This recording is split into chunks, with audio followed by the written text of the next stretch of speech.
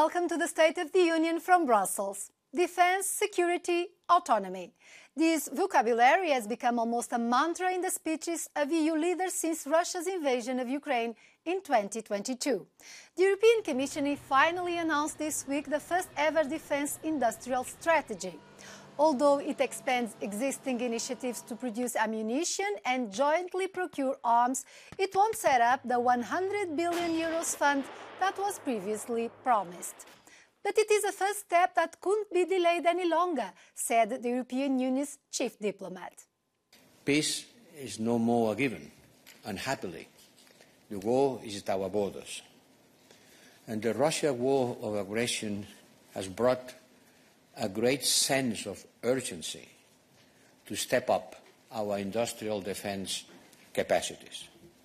One of the people most likely to keep talking about this is the President of the European Commission, who will put defense at the top of her message in the campaign for the elections. Ursula von der Leyen was chosen by the European People's Party as its main candidate at the party congress in Bucharest. One of her opponents is one of her underlings, the Commissioner for Employment and Social Rights, Nicholas Schmit. He was chosen at the Congress of the Party of European Socialists in Rome a few days earlier. Both made promises on the basis of their electoral manifestos, where issues such as climate change and economic inclusion also figured prominently. However, the shadow of populism is likely to remain over much of their messages, just as it did at the congresses. They want to trample on our values and they want to destroy our Europe. And we, the EPP, will never let that happen. What is the project of the extreme right? Do they have a project? Except they want to destroy Europe? And EPP is standing for Europe, strong and secure, peaceful and prosperous, democratic and united. We want a strong Europe. We want a united Europe. We want a Europe for a strong economy. In addition to delegates, guests and journalists, the congresses are also attended by political analysts who gather information for their studies. One of them in Bucharest was Teona Lavrelashvili, with whom Euronews envoy Shandos Giros spoke to discuss the two main party strategies in the run-up to June's election. First of all, we are at the EPP Congress and we have seen the speeches how to defend Europe from illegal migration and how to support farmers. How far did the European People's Party change in the recent years?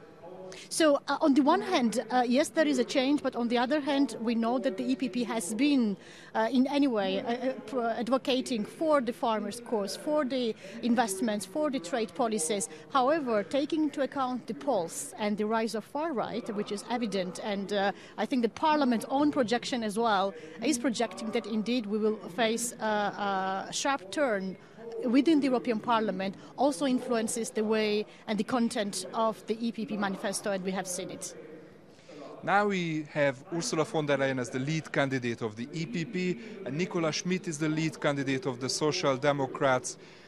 Two people from the European Commission. How could they approach average Europeans in the campaign? I think that they need to indeed try to have more grassroots approach and have not a simpler solution to the complex problems, but at least to listen in a way that the voters and the electorate feel that their concerns are taken into account, and these concerns are increasing. So we are talking about the rise of the cost of the living. We are also talking about the migration issue, which is also becoming a problem in Belgium, but also Belgium, I mean, everywhere almost in an EU member state. So the problems are there, but I have my doubts to what extent that there will be a very concrete communication strategies in this respect.